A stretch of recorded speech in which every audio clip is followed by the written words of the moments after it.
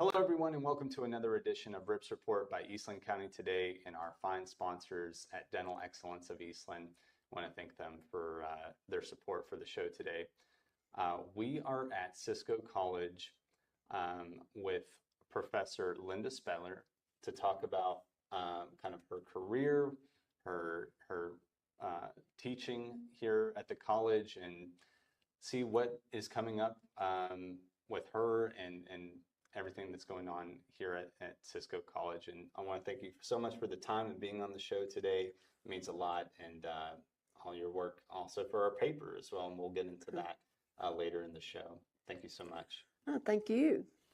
You're welcome. Could you tell us a little bit about yourself, just kind of where are you from, and what have you been doing prior to being a English and communication professor here at Cisco College? Well, I was born and raised in Sweetwater, Texas, home of the world's largest rattlesnake roundup.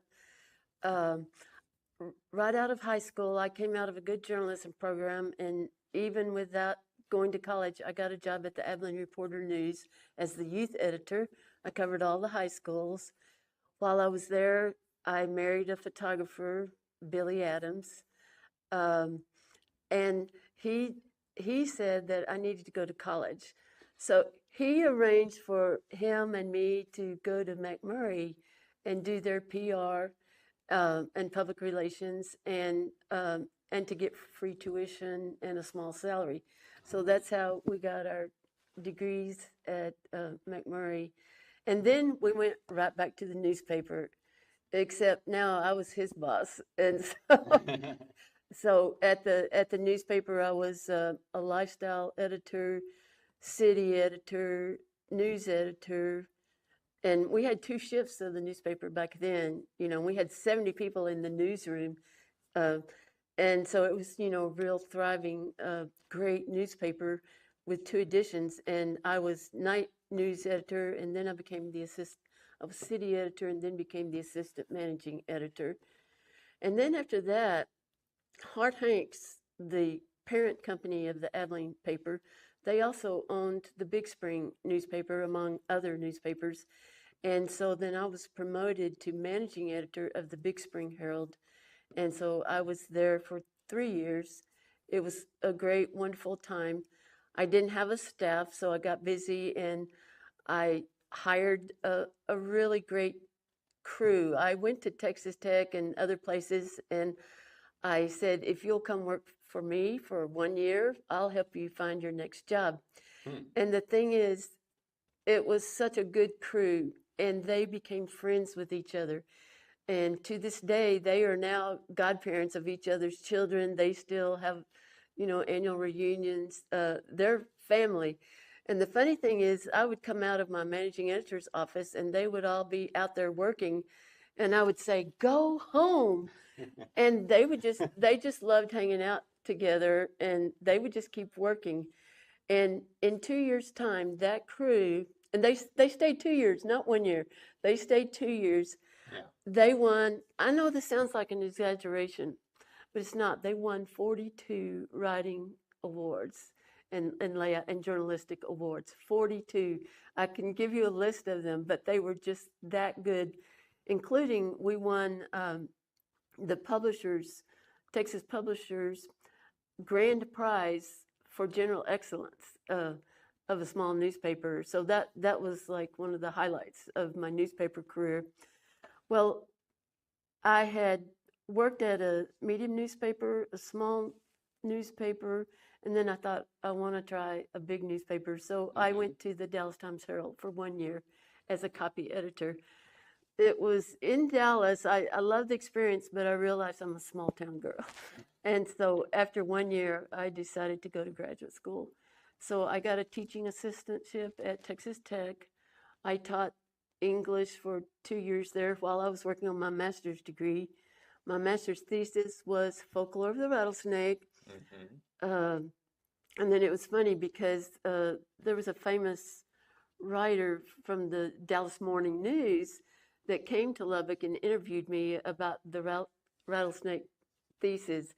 I had traveled around 11 counties in Texas collecting rattlesnake stories, And then this Dallas Morning News writer, he wrote up a big story that was on the front of the Southwest cover, and then jumped to the inside with 2 pages just full of stories. Don't get me started on snake stories, because I can tell snake stories until the cows come home. But anyway, I had a great professor at Texas Tech. His name was Warren Walker. He was famous as collecting Turkish folk tales. And the whole top floor of the Texas Tech library, I assume it still is, but it was the Turkish oral archives. And that was what he and his wife had collected. And it was funny because Turkish scholars would come to the Texas Tech to do research on Turkish tales. Wow. That he had collected. Wow, that's impressive. I asked Dr. Walker, I said, where is the best place in the world to study folklore? And he said, Indiana University. They have their own folklore institute. So I applied to their doctoral program and got accepted. And that's pretty much my life before Before you started teaching here. Yeah, no, at the end of my doctoral studies, my husband, Billy Adams, that I mentioned earlier, he'd been a great sports photographer. Right. And in fact, one year he had won all the Texas Associated Press sports photos except the number 1, which went to the great Al Panzera. He was a great sports photographer at that time. But anyway, he was a photographer. Unfortunately, he died of a brain tumor in 1995. And so after that, I was pretty grief-stricken. And I had gone back to Indiana to do the final details on my dissertation. And at that time, I got an offer of a job in Japan. And then nothing I ever did in my life prepared me for going to Japan. I didn't even know how to say Ohayo gozaimasu or arigato. Yeah. I didn't know anything, but they didn't care. They wanted me to teach English at a university, Baiko Gakuin University in Shimonoseki, which is the lower bottom tip of the main island of Honshu. Oh, wow. Okay. So I went there. I was just going to stay for 1 year with an option to renew for 2 years. But when after that second year, they came to me with a 5-year contract. And then after that, they gave me tenure, so I could stay there as long as I wanted to. And I stayed there. And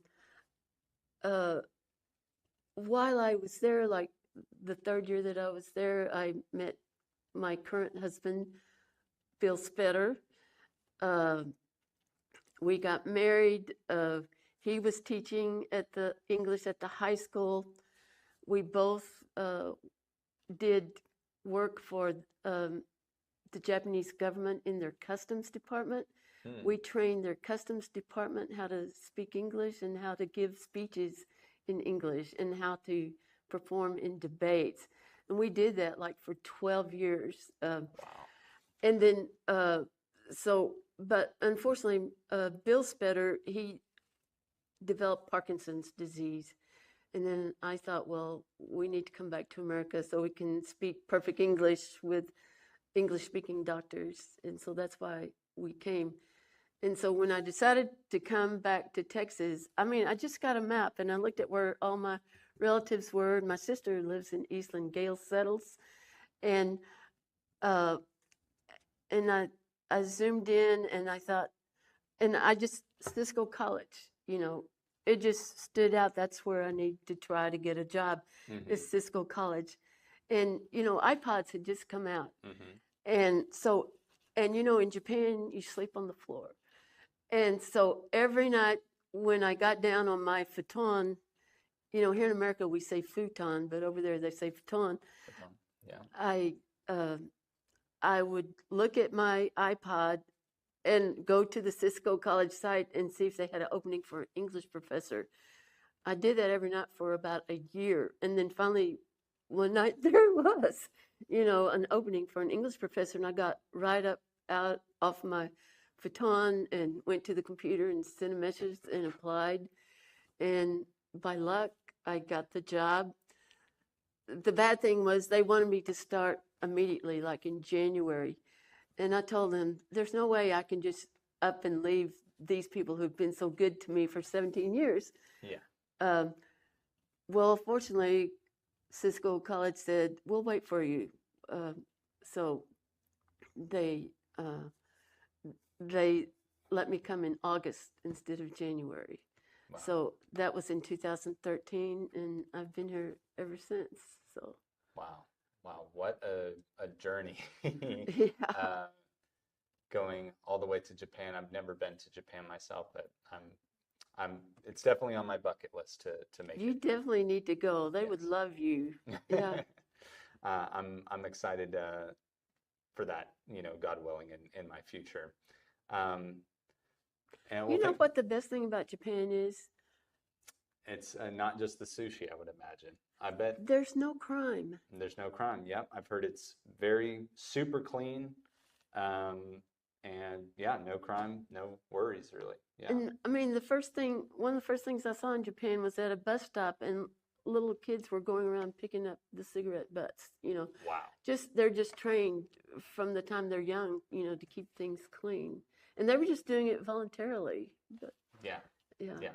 I would definitely love that about Japan, and yeah, great food. I love Japanese, like we got hibachi a lot, and I definitely enjoy their cuisine, and the have some city. friends from high school from there as well. Oh, really? Yeah, yeah. The So city I lived in, Shimonoseki, it's the blowfish capital of the world. They really, have to have specially trained chefs chefs. to take out the poison Mhm. glands, and then it's a real delicacy. But Shimonoseki is surrounded on three sides by ocean, and that's where, at their museum, at their aquarium, Mhm. they've got more than 200 species of blowfish. But one thing we always did with everybody who came to visit us in Japan, on the last night, we would take them to the blowfish sashimi restaurant. Wow. Wow. We'll see if I can put that in on the trip. A a Simpsons episode comes to mind where Oh yeah, I don't know if you've seen that episode that I'm talking about, but uh, has a poisoned blowfish. yeah. They didn't cook it right in the States, but Mm. anyway.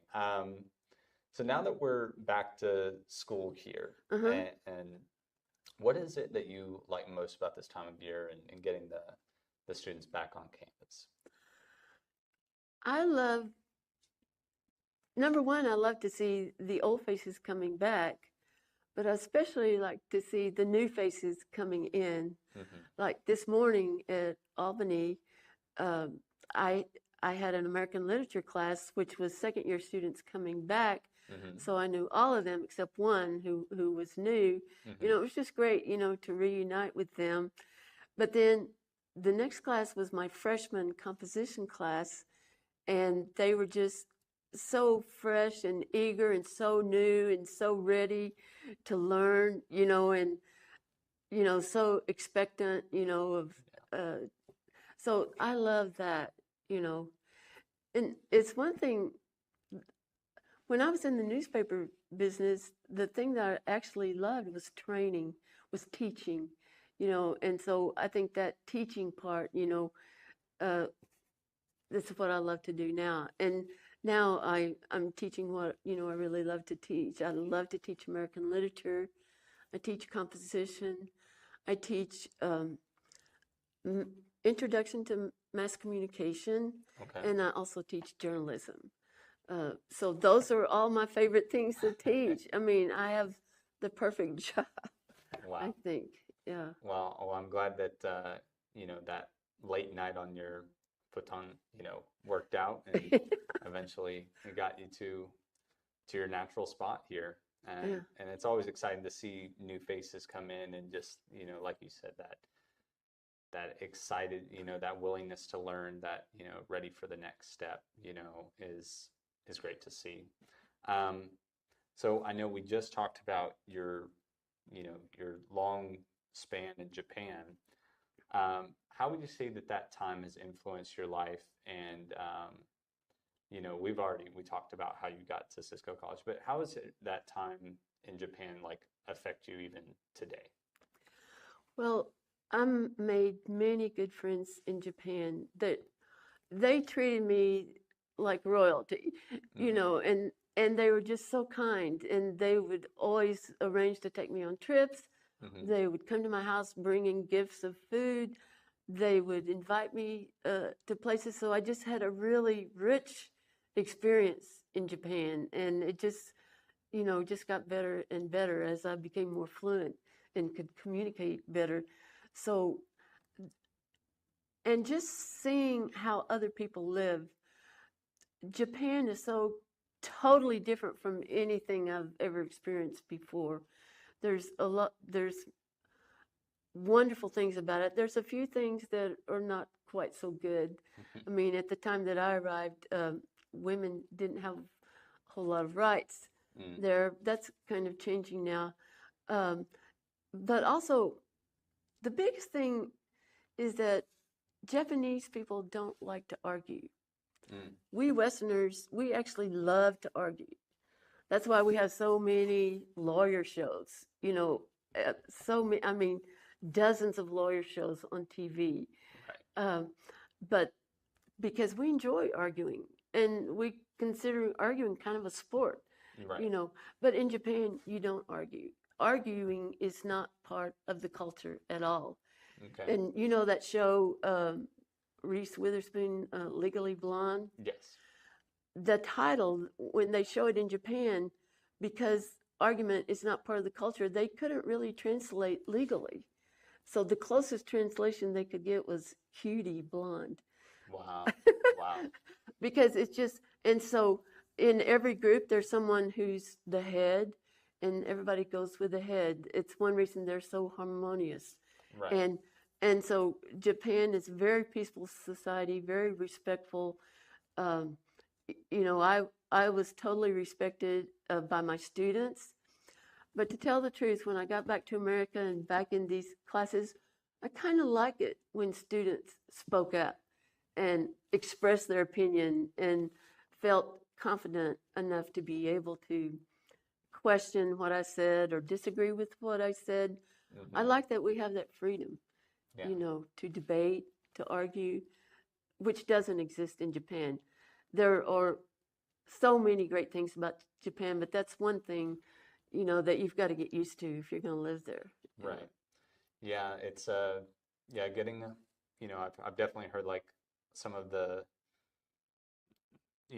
the Asian countries are that's just some of the most different cultures you can go into from the States. So and it really does open your eyes. And I've lived in Italy and stuff, and that's definitely a culture shock. Yeah, yeah. But in different ways Right. than the Asian culture. So but having that politeness and that order and cleanliness is a great thing. And like I said, I'm looking forward to one day being able to go. And I wish more people here in the States have the chance to travel like that. But I know it's not always affordable. We should put together a tour group, and I'll be your tour guide. Sounds great. I would be on board with that. So how do you like to teach English literature, and are there any particular books that you really enjoy teaching? My favorite subject to teach is American literature. So we're starting this semester with from the beginning of time until the Civil War, and then next semester it'll be from the Civil War until the present time. Okay. So it's quite a scope, but we start out with Native American oral literature and then go into colonial literature and My favorite period of American literature is the romanticism age. So I love anything by Nathaniel Hawthorne. Over there on the wall, I've got a poster of Nathaniel Hawthorne. I I love everything that he wrote. The most famous being The Scarlet Letter, which is probably, the first original American novel that has endured to this day. Right. But then moving on up uh, into more modern times, I love anything by William Faulkner. For example, I love the Snopes trilogy that he wrote. It's a series of 3 books. The first one is the Hamlet, the next one is the Town, and the third one is the Mansion. And it's about the growth of the Snopes family, who were notorious con artists. They were tricksters, so it's just, I loved reading that. I love William Faulkner's style. William Faulkner's style is his sentences are real long, but they're like the waves of the ocean. And once you catch a wave, you're hooked. Once you catch, the wave of his style of writing. So I love William Faulkner. And then, I don't know, there's too many to list, but those are Right. some of the main ones. Okay. Well, thanks for sharing some of that. I'll have to, catch some of those waves. I've read The Scarlet Letter, but I haven't read any of Faulkner's work yet. So I'll have to check that out at our local library, which we've covered on on this show before. How do you and Cisco College like to give back to the local community? Well, just about everybody in our college is doing community service of some type. Like the football team is going over and helping people set up for the pie show or Right. things like that. The baseball helps people, anytime the community asks for help, I mean, they're there. Right. I like to think of my community service sometimes when officials at the city of Cisco need a story written up for the paper, I'll write a story.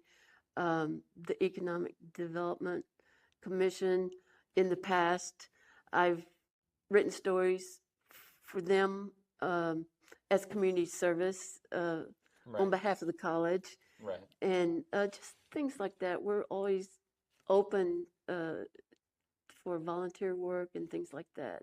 Yes. Yeah. Well, thank you very much for all that dedication, all your writing and covering of local stories and keeping everybody informed, and all those students putting in the legwork, to keep the town moving and shaking, and it's a wonderful thing to see. So going into some of your journalism experience, what would you say makes a great story? And do you have a personal example of a story that maybe you think encapsulates those qualities? Well, I told you at the Big Spring Herald we had won an award for excellence in journalism, but we had also won the Team Effort Award. And to me, that was like the highlight of my journalism career. I had a great team of writers that I had put together. I had brought them together. Right. And we had a crisis in Big Spring. Big Spring was a great place to be an editor because we had a federal prison where Billy Saul Estes was residing. And the crisis was that 800 Haitian refugees were transported to the Big Spring federal prison. Wow. And we were able to cover that. We got great photography of them coming off the bus and walking in the line. We got an interview with the penitentiary warden. Wow. We got interviews with the prisoners. Wow. We covered that so thoroughly in one edition. We had about 5 different stories, the main story and then sidebars, but still on the front page we had a picture of some Golden Deed Awards banquet or something. So we had covered a really big story, but we had still kept that community spirit. And then that did win all kinds of awards for story writing, photography, page layout. Um, so I guess that little plaque that's got the facsimile of that front page, and then the line across that says, first place general excellence, for Texas newspapers of that size in Texas. That's, so the great thing about that story is that we weren't afraid. We went right in. We got the information. We wrote it in a way that was powerful, because that was a big thing in little town of Big Spring, 800 Haitian refugees. So anyway, that was a good moment. Yeah, you can't be too afraid to, cover a big story, go in and ask the hard questions and try and secure impactful interviews, things that people are going to care about. So, but then, you also have to know your context, like you were talking about in the community, because if you just focus on something that could be seen as like a national story, like, are the locals going to care, but it affects them. So, wow. Well, yeah, I definitely see why you won many awards and putting that team together. You're only as good as the people, you surround yourself with. They were so great. Yeah. And they bonded with each other. That was the main thing, I think. Yeah. Wow. Well, that's special. Now, moving to another writing topic again. I know I don't want to get you too, stuck on rattlesnakes for a long time, but your master's thesis was on these rattlesnake stories that you traveled around and collected these stories, and maybe touch briefly on that. But I'm curious as to folklore in general, and how that plays a role in communities. And we're lucky here in Eastland County to have so many rich history and stories, and have our own folklore, and just maybe talking about how you think that plays a role in our community. Well, folklore, is essential. And folklore, it can be stories that people created that keep getting repeated over time, but they keep getting variations. In Cisco, the main folklore that I've noticed is the Santa Claus bank robbery, because I've heard lots of versions of that story, and it's been reported in a lot of different ways. And then, of course, over in Eastland, Old Rip, I can remember as a young person coming over and looking at that when Old Rip used to be on the outside in a glass encased kind of mausoleum, I guess. And so anybody could go there and see that. But I think because of vandalism in later years, Old Rip had to be moved inside. Yeah. So I know, like, it's we have it on our billboards, coming across, Old Rips on the billboards on I-20. And, I just like how it kind of gives like an ethos, kind of like absolutely. some fun it just doesn't make a town like so sterile, See, one day I want to go through that ceremony with your grandfather, H.V. O'Brien, where you swear something. I forgot. Yeah, you swear we do the that Old Rip Oath. Yeah. And that happens twice a year. Okay. So there's one, I should know this, but there's one at the Chamber Banquet. They do that every year in Eastland. And then there's one that's open to the public at the courthouse. There's another opportunity where they do it at the courthouse every year. Yeah. So actually kind of next to Old Rip. So that's a cool experience. And if you've never done it, it's worth it. I want to sign up for that. I wanted to tell you something about my rattlesnake thesis. Yes. Every thesis has to have a controlling idea that controls the whole thesis. And it's got to be a new and original idea. So when I went out and collected all these stories and all the variations of the same stories, one thing that I found was that, most people are deathly afraid of rattlesnakes, but Yeah. in their stories, the rattlesnake is often portrayed as a friend or Mm, protector. mm, And so that became the thesis, that became the controlling idea. And I supported it with lots of examples. I can just give you two examples real quick that are sure, short. sure. One is that there was a guy, he was out fishing and he ran out of bait. And a snake came by, and the snake had a frog in its mouth. And so he just grabbed that frog and cut it up and used it for bait. But Mm, after a while, he felt sorry that he had stolen the snake's bait. So mhm. he gave the snake a little nip of whiskey. Uh, and so he continued fishing, and then after a while, he felt a little nudge on his back, and he turned around, and there was that snake. And this time he had two frogs. Oh, I see. I see. That whiskey He wanted worked. some more whiskey. Yeah, so the rattlesnake is as a whiskey drinking buddy.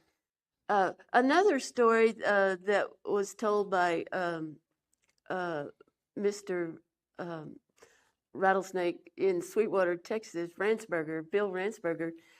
He told the story about a man who was out in the mountains and at his cabin, and he went out to get some firewood.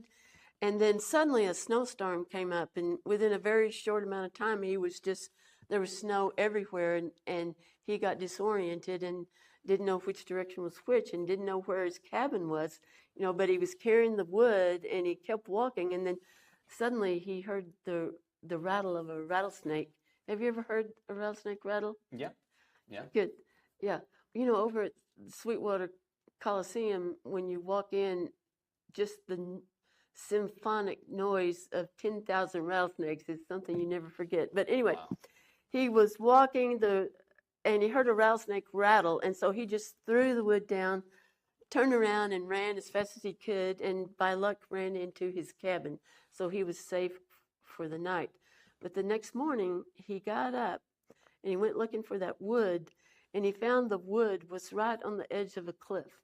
And if he had taken one more step, he would have fallen to his death. And so that Wow. rattlesnake saved his life. I like the way Bill Ransberger, he said he blamed that rattlesnake on saving his life. Yes. Yeah. Yeah. That's interesting that I wouldn't imagine so many um, folklore stories involving, rattlesnakes or snakes in general having a good quality Right. about them, Yeah. helping someone because, you just think from biblical stories, the serpent, the snake, is like That's the why Satan. it was a good thesis because it was countered unusual. that. Yeah. It was interesting. Yeah, that's interesting. But the rattlesnake specifically has something that those other snakes, that it has a warning system, Right. Yeah. an audible warning system. So Right. I guess my point is that it's a little, it helps it be supportive to to Right. someone else. in a Exactly. way. Well, thank you very much for sharing a little bit about your thesis and some of that backstory there. Well, I've seen online that you're getting involved with some sports photography covering the Cisco College Wranglers. What inspired you to pick up the camera? I know you said your old husband had that background. Is that kind of what inspired you, or what else did? That's the first thing that inspired me. Back when I arrived here, there was really very little coverage of Cisco College, and so I thought, these athletes, they need, some coverage. So I took the camera out and started at baseball. And the thing is, the head coach, David White, he really praised me for the baseball pictures I was taking. And then other coaches started coming and say, well, hey, why don't you come cover us? So I gradually just started covering all the sports, and I realized I loved it. Part of it was that, it took me back to my husband, Billy Adams. He was a wonderful husband. I've been very blessed to have two wonderful husbands. It's funny, they were both military, they were both master sergeants, And I found out that master sergeants make really good husbands because I've had two of them. But anyway, I lost Billy, who hated to be called Bill, but then I married Bill, who hates to be called Billy. Uh, but anyway, so it just kind of grew from there, and now it's just kind of in my blood. Every sports event that comes up here at the college, uh, I try to go out. I'm always dreaming of that one great shot, Yeah. so I'll take a lot of shots just trying to get that one great shot. I'm not always successful, but I keep trying. Awesome. Well, yeah, it makes a big impact, and you know, having that presence and having those, it helps with the social media, which helps people know about, the college. It's, Hmm. I went to TCU, and Coach P at the time, Coach Patterson used to always say, like, it's your front porch. Sports are like your front porch to the university, and That's if it, great. Yeah. and so but it brings everybody else in to see how great the rest of the university is. Hmm. And a great shot, you know, of a of a great catch or a great hit or spike in volleyball, whatever it might be, Yeah. can really elevate, and maybe get somebody online that wouldn't have thought about going to Cisco College, to wow, I love that. I love that picture. Who did that? What's all this about? What are they doing there? And you never know the impact that it can make. But I also do it for the parents because the Yeah, parents, in a lot of cases, they're miles away. yeah, They're missing their child, and then when they see those pictures, and that reminds me of uh, Mr. Stinnett at the Cisco High School that does all those free pictures for. I mean, yeah. he just dedicates himself to doing that, and it's just I admire him, for doing that. So, but anyway, I'm trying to make the parents happy too. Awesome. Yeah, there's that's great to for immediate, and um, support for those parents, and that's wonderful work, and you're so involved around here, and um, we what can we look forward to here coming up maybe this month or in the near future from you or some of your students? Any work that they're going to be posting, or what would you say there? Well, I'm the faculty advisor for the Wrangler Express, so my students will be getting that cranked up again, Yeah. and we'll be having daily posts and coverage of all the sports events. I've got a real big class this time, 20 people for the for the communication course that puts out the Wrangler Express. So Okay. that'll be coming, and then beyond that, we have homecoming to look forward to. Yes. Sorry, I don't have the exact date, but I do know it's in October. Okay. Yeah, So yeah. not too far away Mm-hmm. from homecoming and getting yeah, you said daily posts on Mm-hmm. from the Wrangler Express. So Right. that's going to be a lot to look forward to online at home, however you like to get your news.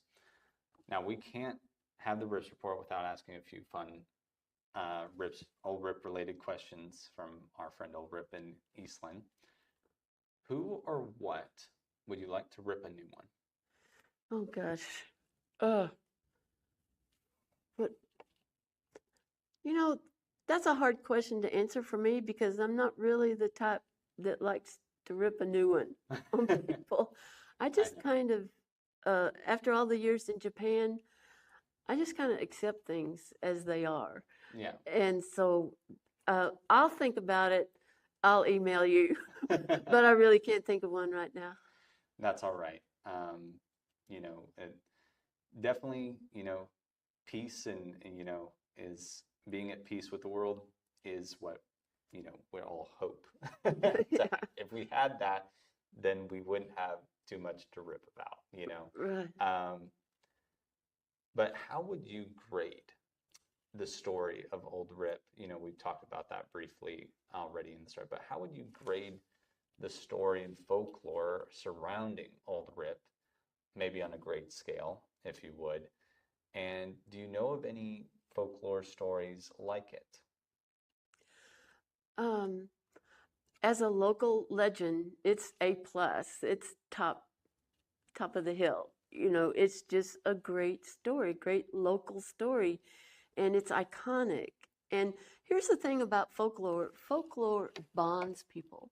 Hmm. And this is a classic example of a story that bonds the community, because it seems like every event that the community has, you know, Rip Fest, I don't know how many there are, but you know, it's an idea that bonds the community. Right. So I think every community has something iconic Yes. like that bonds them, and you know, just like stories that people tell, uh, whether they're sitting around a campfire and telling the story, that story, the telling of it, the sharing of it, bonds people. So um, Yeah, especially if we can get them to do that oath, and they're pretty well yeah, bonded in, I would yeah, say. yeah, If you can actually convince them right. to believe it, which is the truth, you know, I can't think of any other way how it would how that happened, other than he somehow, you know, lived through being in that cornerstone. But I'm glad, I'm sure old Rip, you know, would be happy to hear that from, you know, a folklorist like yourself to get an A plus rating on his achievement. And I agree. There's few things, you know, just in my American tradition of the folklore that really brings everybody together. You know, what is it like? There's that one town every year, like they see if the groundhog, you know, Right. like Yeah. something like that, you know, is really cool. You Yeah. know, but Yeah. I think Old Rip, you know, he had Michigan J Frog, you know, like based off him supposedly, you know, so that's really cool. Yeah. And even, you know, to a national level, and got to see a president and all this sort of stuff. Like, it's awesome. I've Awesome. always loved that story. I mean, I'm 75 years old, and I know I have enjoyed that story, you know, for 60 years of my life. Yeah. Well, lastly, how can people get a hold of you if they have any questions, or you know, want to see maybe what what maybe if you find out what you're gonna rip one day, if you think of anything, stay in peace. If you never get back with that question, I'll be at peace with that. But how can people get a hold of you? Just send me an email, linda.spetter, Spetter, linda.spetter at cisco.edu. Linda's.spetter at cisco.edu. I'll be happy to hear from you. Awesome. Well, thank you so much for sharing, and thank you so much, Professor Spetter, for having us here in your classroom here at Cisco College. It's been a wonderful time, and getting to know about your history and some of the things coming up for you and the university. And we'll look forward to all your posts and engagement, and means a lot. And thanks for continuing your support for local journalism. Means a lot to all of us. Those of you at home, if you've enjoyed this interview, please like, share, leave a comment, and subscribe to Eastland County Today for more stories like this. We'll have a link in the description below so that you can do just that. And once again, this is Levi Freeman signing off from Eastland County Today's RIPS Report, and our fine folks over at Dental Excellence.